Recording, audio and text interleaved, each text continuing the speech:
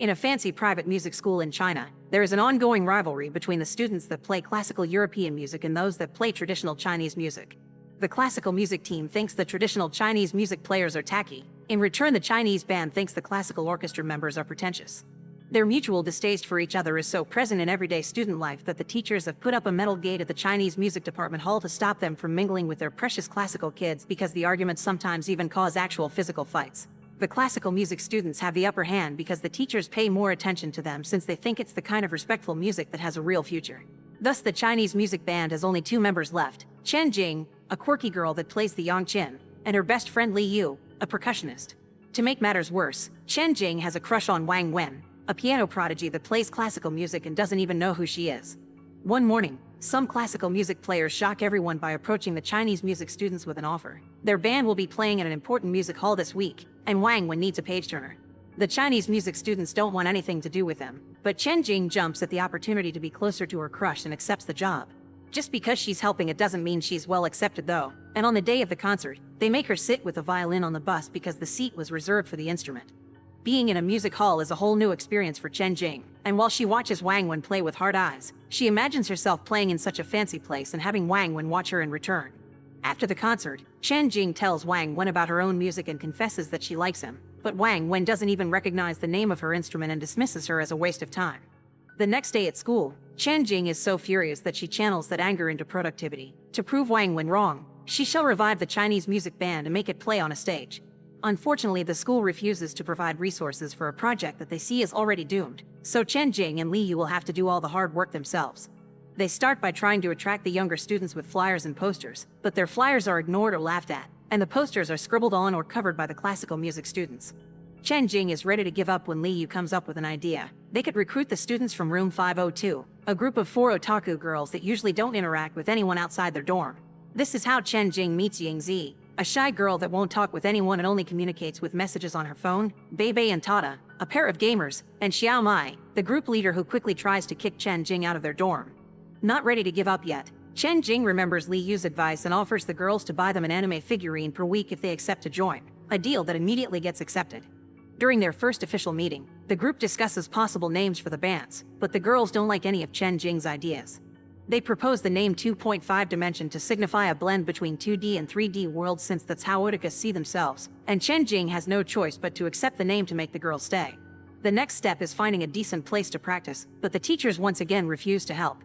Eventually, it's Li Yu who finds the solution. He bribes the security guard to let them have the practice hall after the classical music students are done. They get an hour after 9 p.m. when it's supposed to be closed and teachers won't be around. Later in the evening, they finally have their first practice together after arguing over which song they shall play. To their surprise, the guard comes to spend the last 20 minutes of the hour with them because his deal consisted of being able to sing with the band for a little while.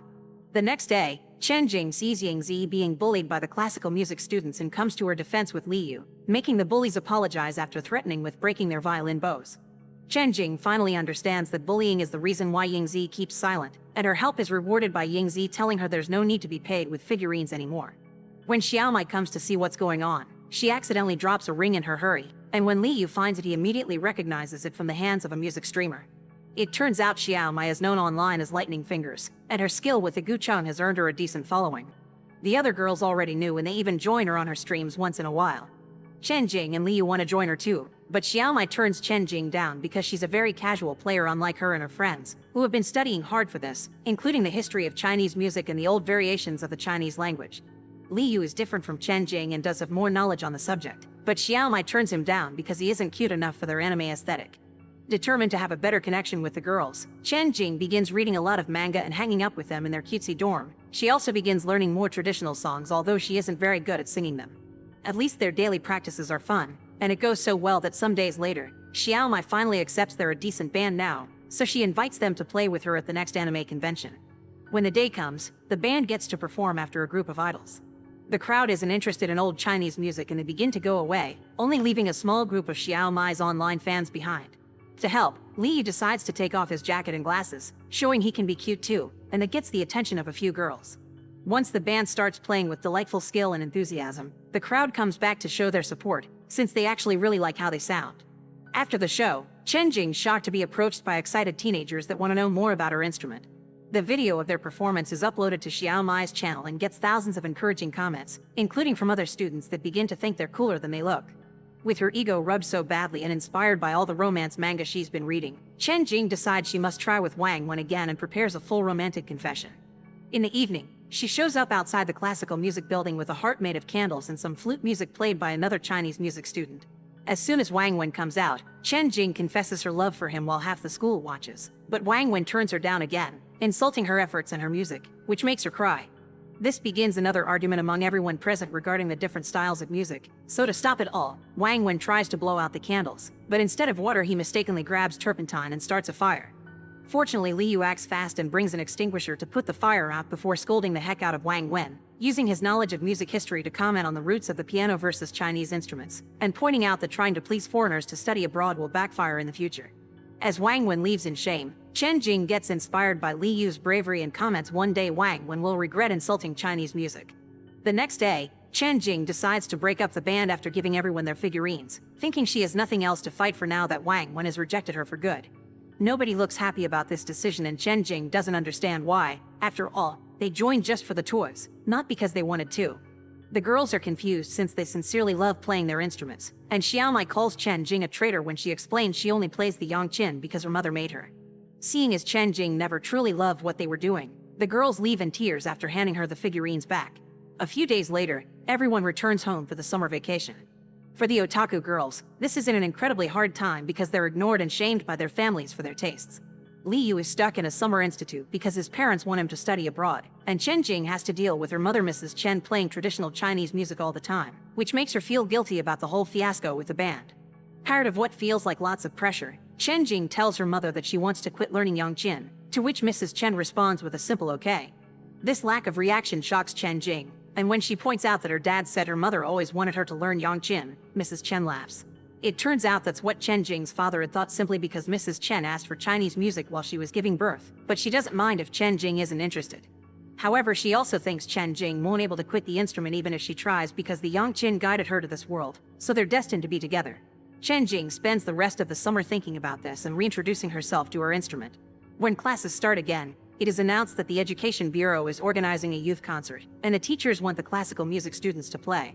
It's also explained that their middle school won't accept any more students starting next year. This angers Xiaomai, who jumps in to defend the Chinese music program and demands to be allowed to apply to play at the youth concert. When the teacher reminds her she needs a band for that, Chen Jing also jumps in and says they have one, getting the support of the other otaku girls and Li Yu. This enthusiasm inspires other Chinese music students to offer their support as well, yet the teacher still turns them down, explaining the school's reputation can't rely on a ragtag band that hasn't practiced together like the classical music guys did. After the teacher leaves, the classical music students make fun of the Chinese music group for their dumb hope, starting yet another argument.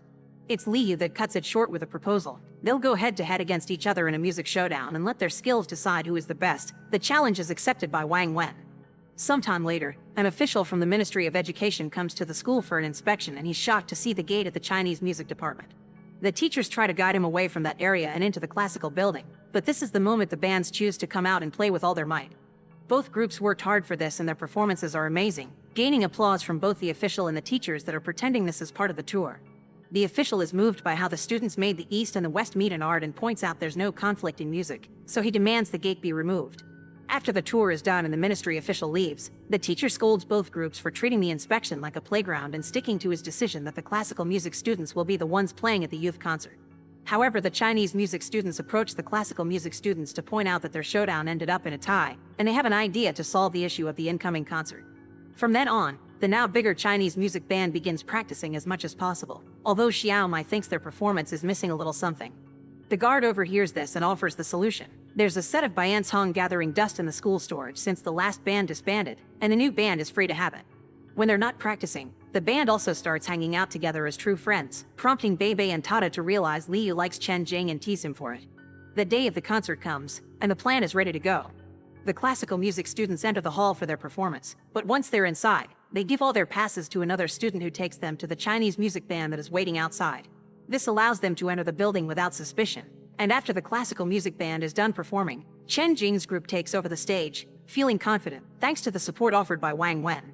Their little show starts with a few words sung by the guard, and soon they begin adding other elements to keep the modern public engaged. Xiao Mai's internet fans bring lights and a hologram. Bebe and Tata add electric guitars, and the whole performance is streamed online so their families and teachers can see it too. Their skills shine on the stage and earn them a standing ovation. Not to mention the parents of the otaku girls are finally proud of them. Later in the evening, Liu takes Chen Jing to the river shore to watch the fireflies she loves so much. He also intends to do a little confession.